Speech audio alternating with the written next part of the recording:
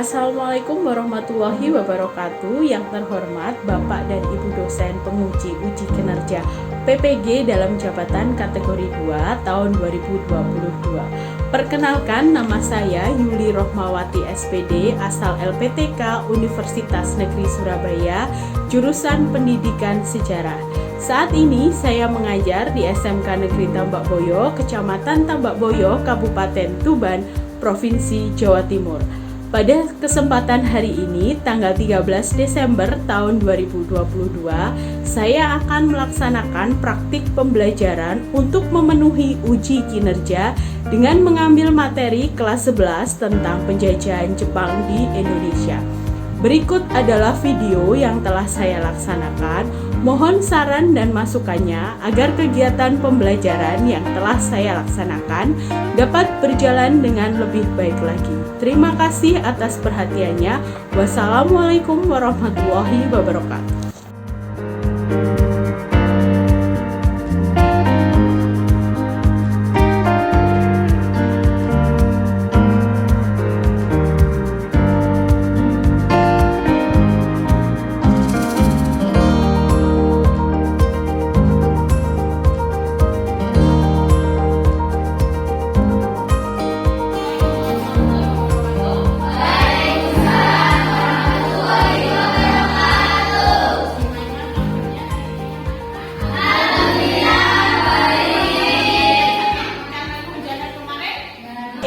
Dari organisasi pergerakan nasional kemarin, kira-kira kamu dapat apa sih?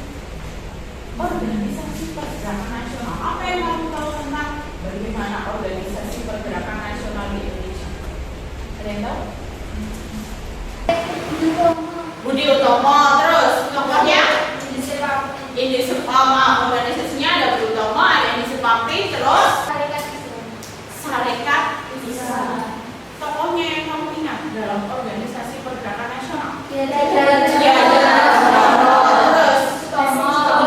Hashim Asyari, terus dampaknya dari adanya organisasi pergerakan nasional itu apa sih? Pendidikan Indonesia. Oke, pendidikan di Indonesia. Selain pendidikan, pers.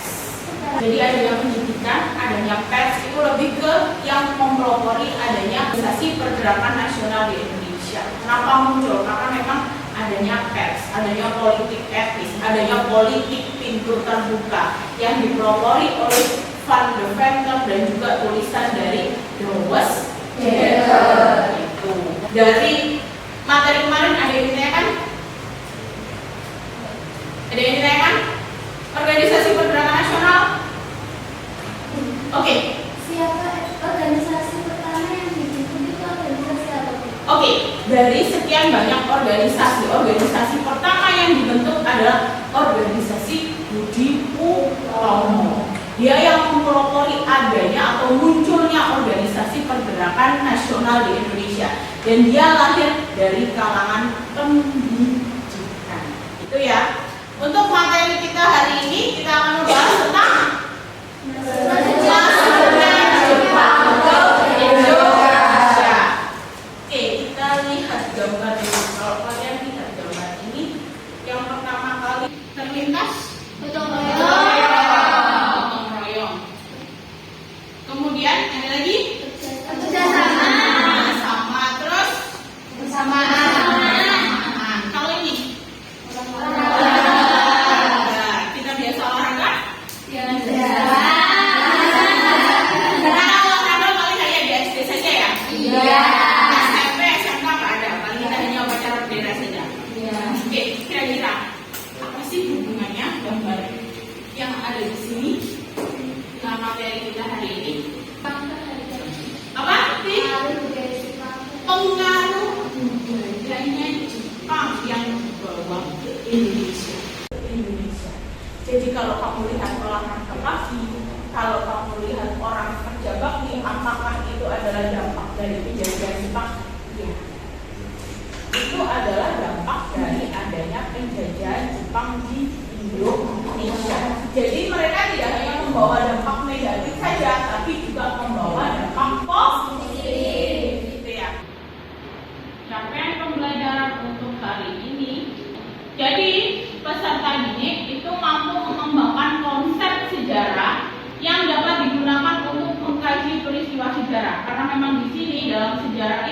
banyak peristiwanya.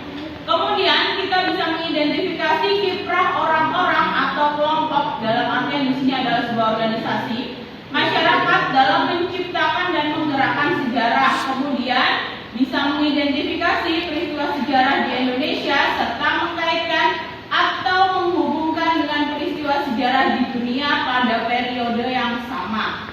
Mengidentifikasi dan menganalisis pola perkembangan, keberlanjutan, perubahan, dan pengulangan dalam peristiwa sejarah. Kemudian tujuan pembelajaran kita, kenapa kita hari ini belajar, yaitu satu, setelah kalian membaca materi kemudian melihat video yang akan saya tayangkan, kalian bisa menganalisis bagaimana sih proses masuknya, gimana. Jadi nanti silahkan dilihat bagaimana sih proses masuknya Jepang di Indonesia. Kemudian yang kedua, nanti setelah membuat tugas infografis, kalian mampu mengidentifikasi dampaknya penjajahan Jepang di Indonesia itu. Kita lihat video dulu. Silakan diperhatikan. Kalau memang ada yang mau ditanyakan, silakan ditanyakan. Kalau memang paham ya. Dalam catatan sejarah, orang-orang Jepang masuk ke Indonesia sebelum Belanda menyerang kepada Jepang pada tahun 1942. Krisis ekonomi tahun 1937 yang melanda dunia ternyata tidak membuat pada laman tirto.id tanggal 21 Februari tahun 2022 menjelaskan pada tahun 1938 sampai dengan 1939 orang-orang Jepang masuk ke Indonesia untuk berinvestasi kepada pemerintah Hindia Belanda. Selain itu, Jepang juga menjadi salah satu negara utama tujuan ekspor komoditas dan Hindia Belanda yang diperoleh dari kekayaan alam Nusantara. Jepang pada waktu itu menjadi pesaing negara-negara Eropa dalam perebutan pasar ekonomi. Situasi demikian membuat mereka mampu masuk ke Indonesia pada tahun 1938 sampai dengan 1939 untuk berinvestasi kepada pemerintah Hindia Belanda. Pada tanggal 1 September 1939, Perang Dunia Kedua dimulai. Jepang dan Belanda kemudian saling berhadapan. Jepang dibuat fasisme bersama Jerman dan Italia, sedangkan Belanda menjadi bagian dari sekutu yang dimotori Amerika Serikat dan Inggris. Situasi ini tentunya merugikan Jepang yang telah menanamkan investasi di Indonesia serta mengimpor berbagai komoditas hasil alam dari Hindia Belanda. Atas dasar itulah, Jepang kemudian mengejar Indonesia untuk menguasai kekayaan alam Nusantara guna mengundang rakyat industri. Jepang berkeinginan untuk mendirikan persemakmuran Asia Timur Raya. Keinginan ini dimunculkan melalui serangan Jepang ke pangkalan militer Amerika Serikat di Pearl Harbor, Kepulauan Hawaii pada 7 Desember 1941. Penyerangan ini bertujuan untuk menumbuhkan kekuatan sekutu yang terdiri atas Amerika Serikat, Inggris, dan Belanda yang diperkirakan akan menjadikan jalan bagi ekspansi Jepang di Asia.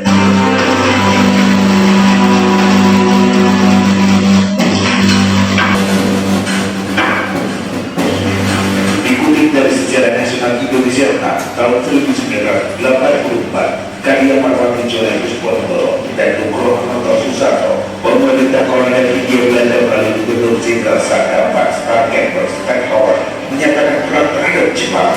Jepang merespon tantangan tersebut dan mengirimkan pasukan ke wilayah Tarakan, Kalimantan Timur pada 11 Januari 1942. Keesokan harinya, wilayah Tarakan berhasil diduduki Jepang. Alasan Jepang pertama kali mendatangi Kalimantan dan bukan di Batavia dikarenakan pada saat itu salah satu kota di Indonesia yang memiliki kekayaan sumber daya alam, khususnya minyak dalam jumlah besar adalah Tarakan. Sebelum Jepang menguasai Indonesia pada Tahu kenapa alasannya di sini yang pertama kali diduduki adalah Tarakan? Karena minyak bumi. Kalau Belanda, kamu bisa bandingkan. Waktu di Spanyol ketika datang ke Indonesia yang dicari adalah rempah. Makanya dia datangnya adalah ke Maluku. Tapi ketika Jepang datang ke Indonesia, yang pertama kali diduduki yang dicari oleh dia adalah daerah yang memiliki sumber minyak cukup banyak, yaitu adalah di kota Tarakan, Kalimantan Utara. Oke, sudah dari materi atau dari video tadi kita bisa tahu bahwa Jepang masuk ke Indonesia pertama kali dia menduduki Tarakan, ya kan? Sebelum menduduki diutarakan, dia ada peristiwa Pearl Harbor. Setelah menduduki Tarakan, dia menduduki dulu yang namanya wilayah Sumatera. Baru lari ke daerah Jawa. Jawa adalah yang paling terakhir. Baru di tanggal 8 Maret 1942 ada yang namanya Perjanjian Kalijati, yaitu penyerahan kekuasaannya Belanda diberikan kepada Jepang. Setelah itu Jepang menarik simpati rakyat Indonesia dengan cara apa? Propaganda.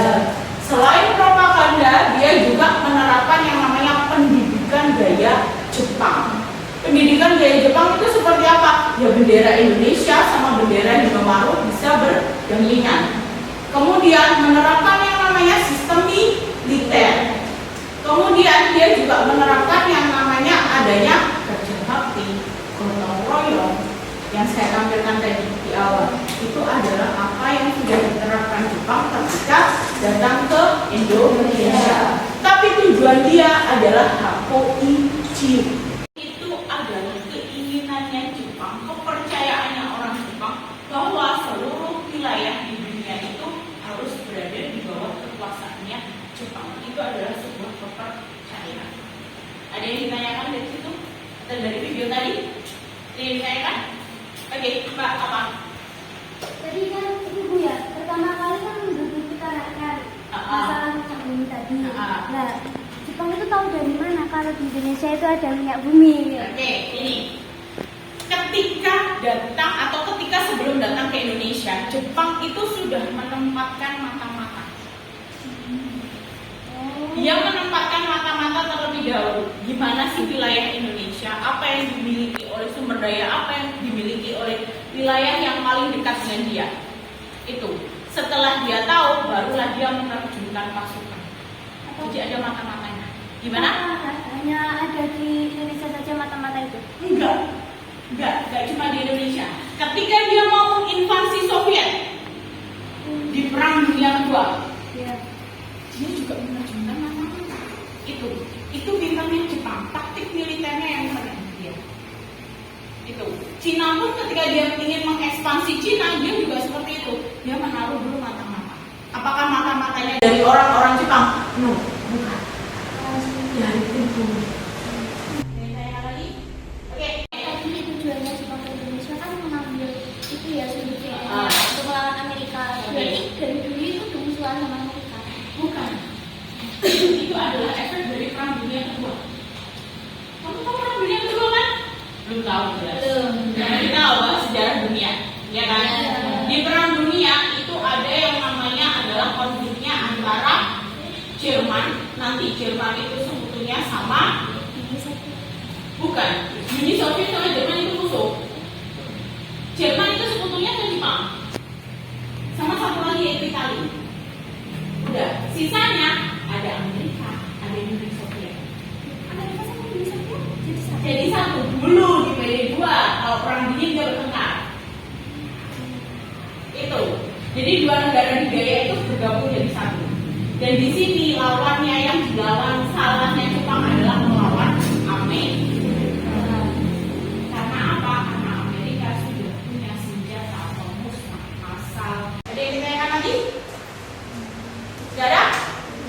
Sudah. Kalau nggak ada yang ditanyakan lagi, kita bentuk kelompok dulu ya. Oke, kita berhitung mulai dari 1 sampai dengan 4, dimulai dari Tunggun. 1, 2, 3, 4, 1, 2, 3, 4, 1, 2, 3, 4, 1, 2, 3. Oke, jadi gini. Nanti yang kelompok 1 silakan ada di sini sebelah barat, kelompok 2, kelompok 3 dan kelompok 4. Iya, seperti biasanya kita melingkar. Ayo.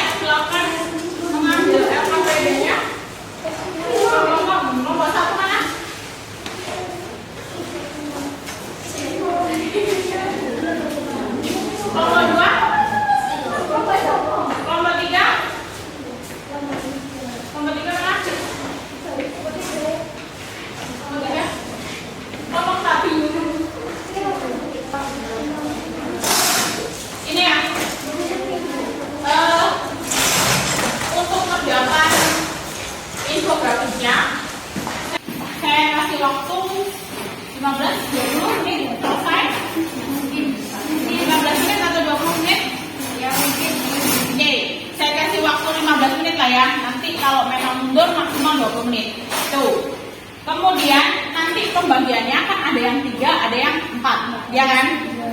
Oke, yang dua anak silakan nanti desain di Canva kalau yang 4 orang. Kalau yang 3 orang berarti 1 orang. Nanti yang 1 silakan searching di Google ataupun di situ kan saya sudah ada QR code, ya kan? Silakan bisa di scan. Yang 1 bisa mengerjakan LKPD. Paham ya? Handphonenya boleh dikeluarkan semua, silakan, monggo, saya perbolehkan. Ada yang ditanyakan, dibaca dulu LKPD-nya untuk petunjuk kegiatannya. Jadi di LKPD itu adalah rancangan dari infografismu yang akan kamu tulis di situ. Kemudian nanti kalau setelah presentasi bisa dikumpulkan ke ketua kelasnya, nanti bisa di-up ke Instagram, gitu ya. Kelompok 1 nanti dapat organisasi 3A. Kelompok 2 ada organisasi putra, kelompok 3 MIAI, 4 Jawa Hukum ya. Ini adalah sumber yang bisa kamu jadikan rujukan. Bu Yuli pakai buku paket ada. Kemudian ada handout juga. Ada video dari YouTube. Kalau mau dipakai monggo silakan. Kemudian untuk penilaian tugasnya adalah originalitas dari tugasmu itu kamu punya ide sendiri. Walaupun dari Canva kan biasanya diedit lagi kan. Nah, kemudian kamu pakai desain gambarnya yang digunakan, isinya dan tujuan dari infografis itu sendiri. Ini adalah nilainya. Jadi skornya kalau kamu ori dapat 4, itu berarti skornya 13 sampai 16. Kalau 3 itu biasanya adalah skornya 9 sampai 12. Cukup 5 sampai 8, kurang nanti di 1 sampai 4. Ini nilainya 4 kalau gambar dan tulisan hasil pemikiran sendiri. Kemudian kalau isi teksnya itu nilainya 4 apabila isi teksnya padat, akan informasi jelas dan terbaca.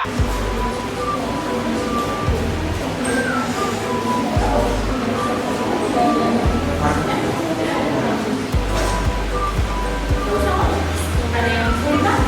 Ada yang kesulitan? Ada? Gampang ya bikin infografis. Organisasinya apa? Putra.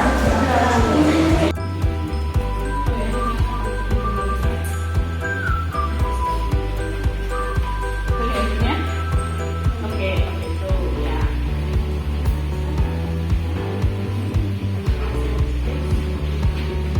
Dalam kemudian apa lain?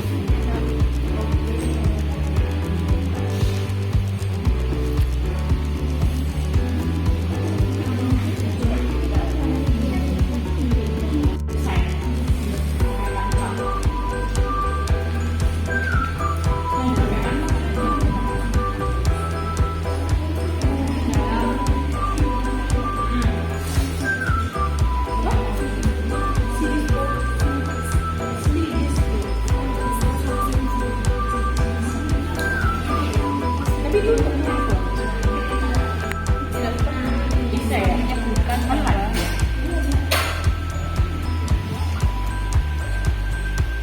Gerakan siswa tidak disukai. Oke, sudah yang mau presentasi kelompok berapa? Oke, kelompok 1 dulu. Kelompok 1 apa organisasi? Gerakan 3A. Silakan. Yang lainnya silahkan didengarkan, namanya presentasi, silahkan ditanggapi tugasnya. Kalau mau ada yang ditanyakan, silahkan ditanyakan. Assalamualaikum warahmatullahi wabarakatuh. Waalaikumsalam warahmatullahi wabarakatuh. Intinya kami di sini akan mempresentasikan hasil tugas kami. Di sini kami akan mempresentasikan tentang gerakan 3A. Nama saya Dia Abdul. Di sini saya sebagai moderator. Perkenalkan, nama saya Sudari sebagai penyaji. Perkenalkan, nama saya Diana sebagai penyaji. Perkenalkan, nama saya Diana Mari sebagai penyaji. Di sini saya akan menjelaskan tujuan dari pembentukan organisasi 3A untuk menarik simpati rakyat Indonesia agar membantu Jepang dalam Perang Asia Timur Raya. Waktu berdirinya dan tokoh yang terlibat dalam organisasi. Organisasi ini dibentuk pada tanggal 29 Maret 1942. Tokoh organisasi ini antara lain Mr. Samsudin Abdikuno Cokro Suwiyoso. Penyebab pembubaran organisasi. Gerakan organisasi ini dibubarkan karena 3A tidak disukai karena banyak yang menggolong daripada menolong. Gerakan 3A berakhir pada 1943 setelah mendapat banyak protes dari rakyat dan pemimpin Indonesia. Apakah ada yang ditanyakan? Oke, bisa ditampilkan hasil infografisnya Pak, biar dinamai sama teman-temannya yang lain. Oke, silakan. Ini adalah hasil tugasnya dari kelompok 1. Ini adalah desain yang kita buat dari kelompok 1. Ada tanggapan? Oke, silakan sebutkan nama dulu. Perkenalkan, nama saya Nami Badira. Saya ingin bertanya, itu di desainnya kan ada beberapa tokoh itu ya? Ya. Bisa dialogkan ke atas tokohnya itu. Oh, tokoh. Yang tadi itu disebutin cuma 3. Bisa disebutin siapa aja? Ya. Sebelumnya terima kasih atas pertanyaannya. Di sini itu memang sengaja dibuat lebih singkat. Jadinya yang di atas ini ada Insinyur Soekarno, yang ini Muhammad Hatta, Ki Hajar Dewantara, terus ada Haji Mas Mansur, sama Mr. Samsudin. Apakah ada yang ditanyakan lagi? Iya, emang beda soalnya ini kan grafis ya. Kalau yang apa itu, yang foto itu belum soalnya, jadinya saya ambil yang grafis. Apakah ada yang Oke, coba silakan sebutkan namanya. Perkenalkan, nama saya Susilawati. Di sini saya mau bertanya tentang organisasi 3A.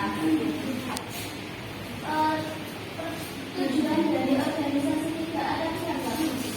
perang melawan sekutu? Apakah di situ tujuan Jepang sudah adanya Jepang di Indonesia itu sudah tujuannya itu sudah tercapai yang belum? Sebenarnya ini ya, kan tujuan Jepang ke Indonesia itu kan untuk menarik simpati rakyat Indonesia agar membantu Jepang dalam perang Asia Timur yang melawan Amerika kan. Ya. Sebenarnya tujuannya itu untuk mengambil sumber dayanya itu berhasil. Oke, tujuan dari organisasi 3A. Ya. Jadi apakah tujuannya Jepang sudah tercapai? Jelas belum. Kenapa? Karena memang di sini organisasi itu dibentuk untuk membantu Jepang, tapi kebanyakan orang-orangnya adalah lebih ke pro Indonesia, lebih ke menumbuhkan lagi rasa nasionalisme. Itu. Ya, ada yang ditanyakan lagi? Oke, terima kasih untuk kelompok 1. Kita kasih aplaus dulu untuk kelompok 1 hari ini. Yang kita jawab kelompok 1. Silakan bisa diakhiri dulu, Pak. Sekian dari kelompok kami. Wassalamualaikum warahmatullahi wabarakatuh. Oke, terima kasih kelompok 1. Assalamualaikum warahmatullahi wabarakatuh. Yang mau maju lagi kelompok berapa? Oke, kelompok 3 ya. Warahmatullahi wabarakatuh. Waalaikumsalam warahmatullahi wabarakatuh. Sebelum saya memulai presentasi, marilah perkenalan dulu. Nama saya Yus Kewati sebagai moderator. Saya Susilawati sebagai penyaji. Saya Tian Lestari sebagai operator. Saya Siti Holumia sebagai penyaji. Di sini kami akan mempresentasikan hasil diskusi kelompok kami. Judul proyek infografis kali ini adalah MIAI. Untuk tujuan, silakan dibacakan. Tujuan dari pembentukan organisasi MIAI adalah Untuk mempererat hubungan antara perhimpunan-perhimpunan Islam Indonesia dan kaum Islam di luar Indonesia, serta mempersatukan suara-suara untuk membela Islam. Jadi dalam waktu berdirinya dan tokoh yang terlibat dalam organisasi MIAI.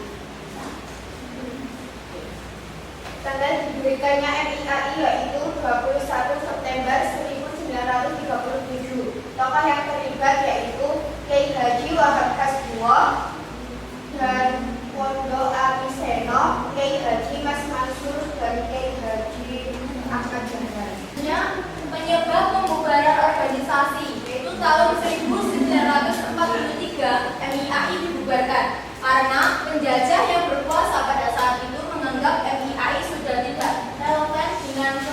penjajah. Tanggapan dari hasil kelompok kami. Apakah ada tanggapan atau pertanyaan dari kelompok 3? Perkenalkan, nama saya Fadila. Saya mau bertanya tentang imunisasi. Silakan. Itu gambar yang di tengah. Itu bangunan apa? Itu adalah bangunan perpustakaan nasional. Kenapa bangunan? Dulu itu adalah bangunan tempatnya MIAI di situ. Sekarang jadi perpustakaan nasional gitu, Mbak. Terima kasih pertanyaannya. Tadi ada yang nanya? Oke, silakan. Selamat, nama saya Diana. Tujuannya kan untuk memperhatikan. Berarti sebelum adanya organisasi tersebut, apakah belum ada saat di antara mereka? Ada, mungkin ada, tapi belum ada tempatnya, wadahnya gitu loh. Ini sebagai wadah memperkenalkan. Terima kasih. Oke, saya luruskan dulu ya. Saya luruskan. Apakah sebelum adanya MIAI itu belum ada wadah mempererat? Sebenarnya sudah. MIAI ini adalah organisasi yang sudah dibentuk zamannya Belanda. Tapi kemudian dibubarkan sama pihaknya Belanda. Lah di masanya Jepang untuk menarik simpati, untuk mengambil hati rakyat Indonesia, dia dimunculkan lagi. Kenapa? Karena dominasi orang Indonesia adalah beragama Islam. Tujuannya adalah itu. Apakah lebih erat? Iya. Ini lebih mempererat lagi. Nah nantinya MIAI ini berubah nama lagi menjadi Majelis Syuro Muslimin Indonesia, dan itu bertahan sampai Orde Lama. Jadi gitu ya Tia jawabannya. Apakah sudah ada? Belum ada wadah? Zaman dulu sudah. Hanya saja di masanya Jepang ini adalah wadahnya untuk mempererat Islam. Gitu. Ada yang lagi? Tidak ada? Oke. Kan organisasi MIAI itu sebagai wadah tanggungan untuk orang Islam kan kebanyakan. Lah itu gimana? Berarti dia enggak enak? Iya. Jelas dia tidak memilih Islam. Iya, tapi kan Indonesia kan terdiri atas 5 atau 6 agama. Ya, ini kan ini khusus untuk Islam. Tidak ada organisasi untuk Kristen. Kita belajarin Islam. Ini ya, jawabannya adalah karena memang di sini basisnya orang Indonesia adalah Muslim. Jadi yang dicontohkan adalah Islam. Apakah ada organisasi untuk orang-orang non-Muslim? Ada. Dia masuk di himpunan kebaktian Jawa, atau bisa disebut sebagai Jawa Mobile. Dia masuknya ke situ. Ada yang ditanyakan lagi? Sudah? Sudah. Sudah. Silakan diakhiri dulu, Mbak. Sekian dari kelompok presentasi dari kelompok kami. Apabila ada kurang mohon dimaafkan, dan apabila ada lebih tidak usah dibalikan. Hidup sendirian, terima kasih, cukup sekian dan terima kasih. Wassalamualaikum warahmatullahi wabarakatuh. Sudah? Kalau sudah, kita bisa kembali ke tempat semula. Kita sudah belajar tentang masuknya Jepang ke Indonesia, tentang pendudukan Jepang di Indonesia, ya kan? Dimulai tadi ada Tarakan dan yang lain-lain yang diduduki. Kesimpulannya apa sih untuk pelajaran hari ini? Maksudnya Jepang ke Indonesia. Oke, masuknya Jepang ke Indonesia. Kemudian ada lagi apa? Kami tahu kondisi rakyat Indonesia Menjajah di Indonesia. Kita bisa mengetahui kondisi rakyat Indonesia ketika dijajah oleh Jepang. Ada lagi? Oke, organisasi pendudukan Jepang. Kemudian ada lagi? Tujuannya Jepang untuk datang ke Indonesia. Jadi ini pendudukan Jepang di Indonesia. Kita bisa tahu dimulai dari peristiwa Pearl Harbor. Kemudian dia menduduki Indonesia karena Indonesia punya sumber daya alam yang cukup banyak. Kemudian bagaimana sih sambutannya rakyat Indonesia ketika Jepang datang ke Indonesia? Rakyat Indonesia sangat menerima sekali kedatangan Jepang karena Jepang punya propaganda yaitu sebagai saudara tua bangsa Asia. Kemudian dampak penjajahan Jepang, kamu bisa lihat berbagai organisasi pergerakan yang dibentuk oleh Jepang itu adalah dampak dari penjajahan Jepang di bidang politik. Semua organisasi tujuannya adalah hanya satu, membantu Jepang dalam perang Asia Timur Raya. Kemudian kalau kita lihat dari gambar ini, dampaknya yang pertama ini adalah bagaimana pembentukan struktur organisasi yang memang disesuaikan dengan kehidupannya orang Jepang, utamanya lebih ke militer. Dan di sini kita bisa mengenal RT, bisa mengenal RW dari mana? Dari adanya Jepang. Kemudian kalau kita lihat dari gambar ini adalah salah satu propagandanya, yaitu adalah sebagai dampak politik masuknya Jepang ke Indonesia. Kalau dari gambar ini adalah gambarnya tentang bagaimana dampak penjajahan Jepang di bidang pendidikan. Utamanya adalah tentang pengajaran militer. Jadi pendidikannya adalah lebih ke militer. Kemudian yang terakhir adalah bagaimana dampaknya di bidang ekonomi, yaitu pengenalan tanaman jarak sebagai tanaman bahan baku sumber industrinya Jepang, bahan baku minyak utamanya. Ada yang ada di sini? Oke.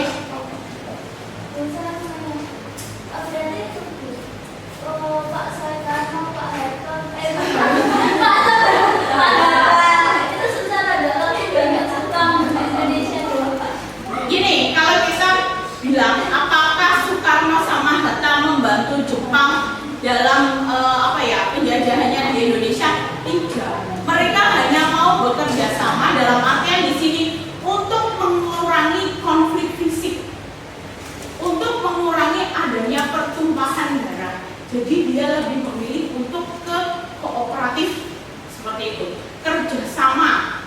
Apa salahnya kita kerjasama dengan sama-sama bangsa Asia tanpa kita ketahui bahwa bangsa Asia ini ternyata lebih licik jika dibandingkan dengan orang-orang Eropa. Ada lagi yang ditanyakan? Ditanyakan? Kenapa Jepang itu kok menduduki Indonesia kok tidak? Oke, apakah Indonesia saja? Tidak, Mbak. Sebenarnya dia ekspansinya Cina, Korea, kemudian sebagian wilayah di Uni Soviet itu diekspansi sama dia. Tapi karena yang paling dekat adalah Indonesia dan yang punya sumber daya alam cukup besar adalah Indonesia, makanya dia ngebutnya di Indonesia, mengambil atau mengeruk sumber daya alam yang lebih banyak dari Indonesia. Itu ada yang ditanya? Ada yang ditanyakan? Oke. Pendidikan yang diterapkan Jepang itu gimana Bu? Sistem pendidikan yang diterapkan Jepang di Indonesia adalah kamu kalau sekarang mengenal SD kelas 1 sampai kelas 6 itu adalah bawaannya Jepang. Utamanya dia upacara bendera itu adalah bawaannya Jepang. Sistemnya olahraga, setiap pagi kita harus olahraga dulu atau kita senam pagi dulu ketika SD. Itu adalah kebiasaan yang diterapkan Jepang ketika bersekolah. Sama. Kalau di zamannya Belanda ada perbedaan ya antara orang yang kastanya tinggi sama yang kastanya rendah, atau orang yang keturunan lengkap sama tidak, pribumi biasa. Kalau di zamannya Jepang enggak, semuanya sama, bisa bersekolah. Itu. Tapi utamanya bahasanya Indonesia bisa digunakan. Kalau di zamannya Belanda sekolah adalah inlander. Tapi kalau di zamannya Jepang kita pakai bahasa Jepang, kita juga pakai bahasa Indonesia. Itu yang lebih menumbuhkan rasa nasionalisme Indonesia. Nah, ya. Jadi kesimpulannya untuk pembelajaran hari ini kita sudah belajar tentang bagaimana masuknya Jepang ke Indonesia, tentang bagaimana dampaknya penjajahan Jepang di Indonesia, dan juga tentang organisasi bentukannya Jepang di Indonesia. Untuk minggu depan kita ketemu lagi, kita akan membahas tentang perlawanan